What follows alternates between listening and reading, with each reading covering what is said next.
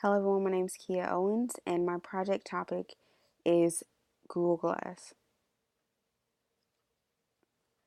I'm going to start by giving you a bit of a background about Google, the company.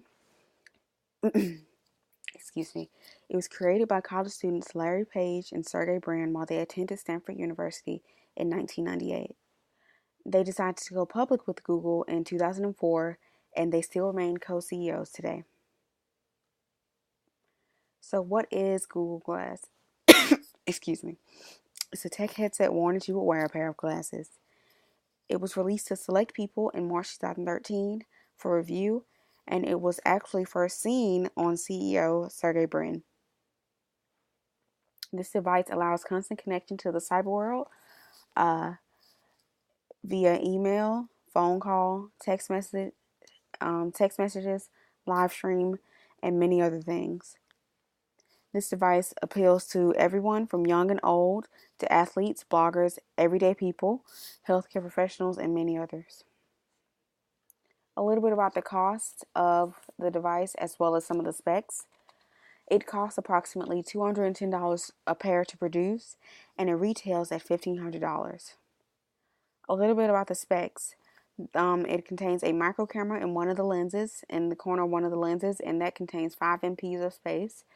The camera quality is 720p and it has 12 gigabytes of memory. Some of the main points of this presentation will be the past, present, and future uses of Google Glass. I'll first start off by talking about the past use of Google Glass.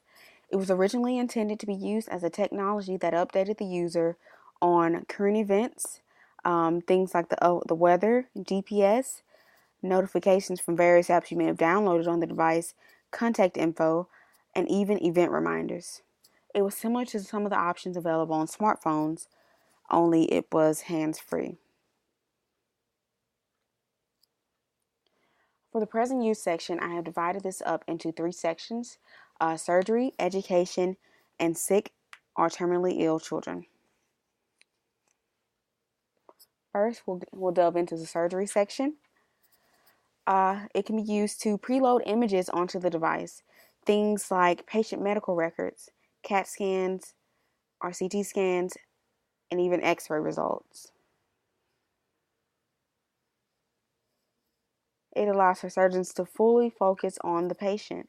They don't have to turn away from the patient to reference any physical documents, records, or images, and it increases the accuracy and stability. There was a doctor by the name of Pierre Theodore, and he was the first physician that was actually cleared to use the device being discussed in the operating room. He was quoted as saying that it feels as though you're looking through a rearview mirror.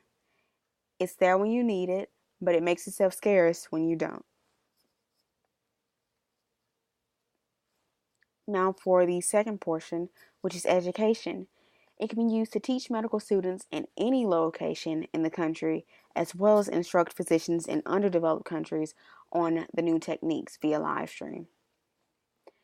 What it does is it allows for students to receive a first-person point of view inside the operating room, and it gives them a chance to be in the operator or the surgeon's shoes for that second without having to actually physically be there.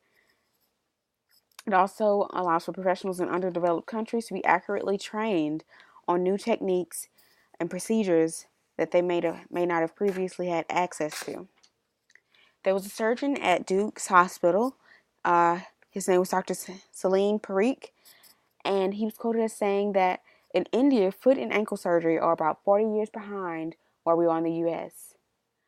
So by allowing them to be updated via live stream on the new techniques, you may increase sanitation, you can increase the overall approval rate or success rate of the surgery, and it's just an overall good thing in the end.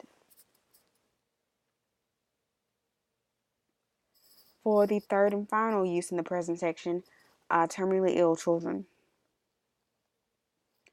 Google Glass allows for sick and terminally ill children to virtually visit places such as the zoo.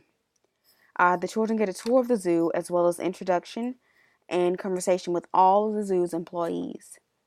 This was first used by a hospital in Houston, Texas by the name of Children's Memorial Humane Hospital. I thought this was pretty awesome because while it may seem small to those with everyday access to the zoo, to someone who may have completely lost hope, this gives the children a small chance at normalcy. Now for the future uses. Google has hope to eventually allow for Google Glass to be used and to contain new apps that will display patient data and things like vital signs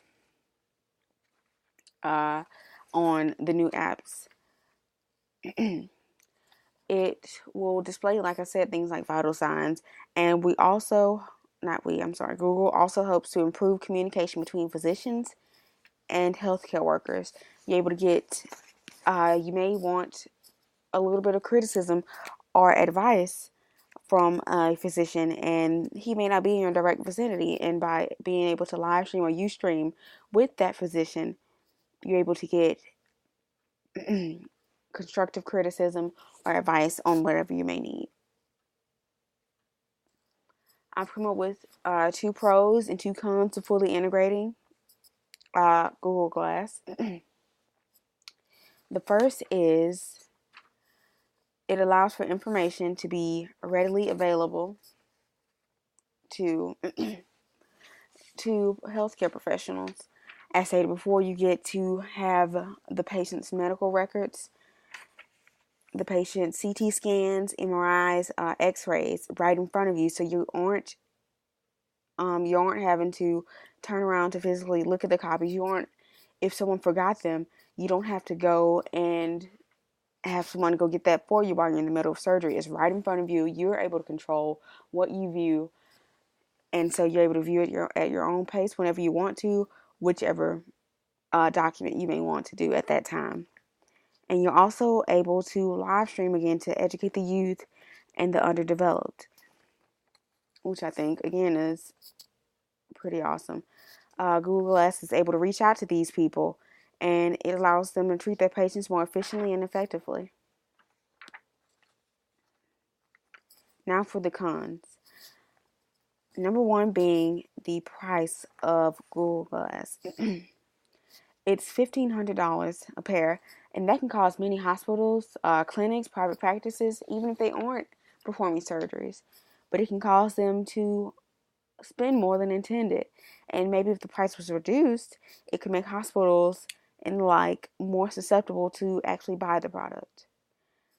I did a bit of calculations, and let's say you're in a fairly large hospital that had maybe 50 surgeons, and you can break that up into departments, however many surgeons you want in a department. It doesn't really matter, but for this sake, I'll say that maybe there were 5 departments, 10 surgeons per department of this hospital. If each surgeon was allowed a pair of glasses, it would cost the hospital $75,000. And that is a lot of money. If the hospital's budgeting, I'm pretty sure that won't easily fit into the hospital's budget. So maybe if they lower the price a little bit, hospitals will be more readily and willing to accept Google Glass. The second con is it's inaccessible to middle and lower class citizens. This ties into my previous con, which was the price. It's expensive, and that may turn off people who are middle or lower class and who aren't willing to make such a big and are willing to invest in such a large purchase. Again, maybe if they lower the price, came out with a cheaper alternative, those unable to afford or those unwilling to purchase the original may be more acceptable. It may even boost the sales of the device. In conclusion, I've given you guys a background info on Google, the company. I've given you a background info on the device. I've also discussed the past use, the present use, things like preloading medical records, CAT scans, X-rays, in reference to surgery, teaching medical students in the U.S. and professionals abroad via live stream, and even allowing sick children to virtually visit places like the zoo. Also, I've discussed the future uses where they have hopes to have apps that actually contain the patient's vital signs, as well as improved communication between physicians and healthcare professionals. It's my hope that by the end of this presentation, you're able to fully comprehend my intended message and that you thoroughly enjoy the material. Thank you so much.